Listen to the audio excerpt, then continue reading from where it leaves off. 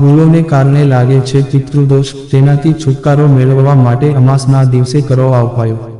જો કોઈ વ્યક્તિ પિતૃદોષથી પીડિત હોય તો તેને ઘણી મુશ્કેલીઓ અને રોગોનો સામનો કરવો પડે છે। વધુમાં કારકિર્દીમાં સખત મહેનત કરવા છતાં તેને સફળતા મળતી નથી। પૌરાણિક માન્યતા અનુસાર જેમ ભગવાનની કૃપા વિના વ્યક્તિ જીવનમાં પ્રગતિ કરી શકતો નથી, તેવી જ રીતે જો કોઈ વ્યક્તિના પૂર્વજો તેના પર ગુસ્સે હોય તો તમારા કાર્યમાં કોઈ અવરોધ આવે છે। જો પિતૃદોષ હોય તો તેને દૂર કરવું ખૂબ જ મહત્વપૂર્ણ છે। ઘણીવાર લોકો પિતૃદોષથી મુક્તિ મેળવવા માટે તેમના પૂર્વજો માટે તર્પણ, પિંડદાન, શ્રાદ્ધ વગેરે વિધિઓ કરે છે, પરંતુ આપણે તેની પાછળનું કારણ જાણી શકતા નથી કે પિતૃદોષ શા માટે થાય છે। એવી ધાર્મિક માન્યતા છે કે વ્યક્તિની નાની ભૂલોને કારણે પણ પિતૃદોષ થઈ શકે છે। તો ચાલો તમને જણાવીએ આ વિડીયોમાં કે પિતૃદોષના કારણો શું છે અને તેનાથી છુટકારો મેળવવાના ઉપાયો શું છે। અને જો મિત્રો તમને અમારો વિડીયો ગમે તો લાઈક, શેર, સબસ્ક્રાઇબ કરો। ધન્યવાદ। જ્યોતિષ શાસ્ત્ર અનુસાર પિતૃદોષના ઘણા કારણો હોઈ શકે છે। પિતૃદોષનું પહેલું કારણ એ છે કે જો કોઈ પરિવારના સભ્યનું અકાળે મૃત્યુ થાય અને તેના અંતિમ સંસ્કાર અથવા તર્પણ વિધિ અનુસાર ન કરવામાં આવે તો તે વ્યક્તિની આત્મા ભટકતી રહે છે અને મૃત વ્યક્તિની આત્માને મૃત્યુ પછીના જીવનમાં દુઃખ સહન કરવું, તેના મનમાં રહેલા ઉદાસી અને ગુસ્સાને કારણે ઘરના વડાને પિતૃદોષનો સામનો કરવો પડે છે। પિતૃદોષનું બીજું એક મુખ્ય કારણ એ છે કે કોઈપણ વ્યક્તિના જન્મકુંડળીમાં સૂર્યની સાથે કેતુ બીજા ભાવ, 8મા ભાવ અને 10મા ભાવમાં હાજર હોય છે। આ સ્થિતિમાં પિતૃદોષ થાય છે।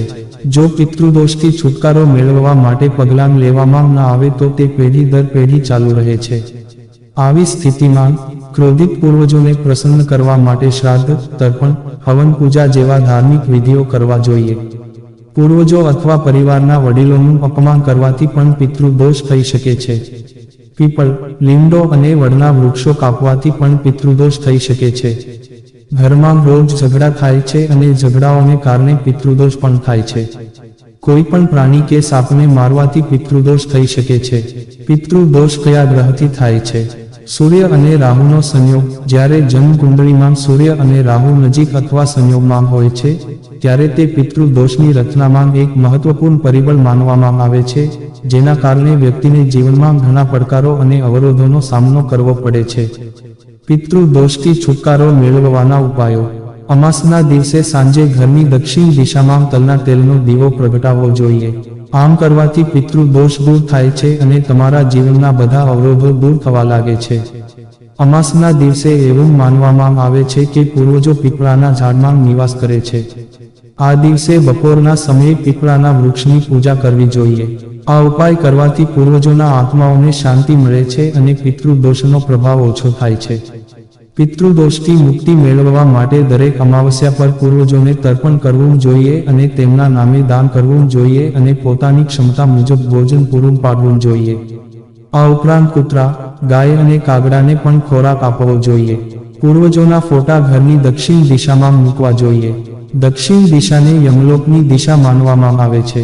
દરરોજ પૂર્વજોના ફોટાને સાફ કરવા જોઈએ, તેના પર ફૂલોની માળા અર્પણ કરવી જોઈએ અને પોતાની ભૂલોની ક્ષમા માંગવી જોઈએ।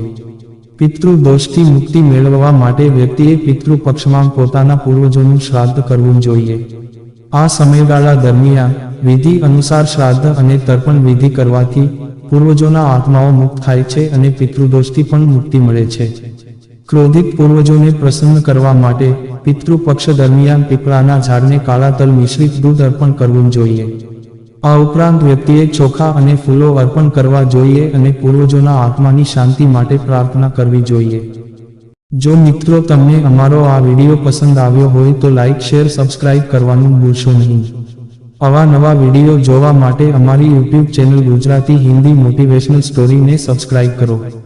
બાજુમાં રહેલ બેલ બટન ક્લિક કરો તેથી તમને અમારા નવા વિડીયોની નોટિફિકેશન મળે। ધન્યવાદ। નોંધ: આ વિડીયોમાં આપેલી કોઈપણ માહિતીની ચોકસાઈ અથવા વિશ્વસનીયતાની ખાતરી આપવામાં આવતી નથી।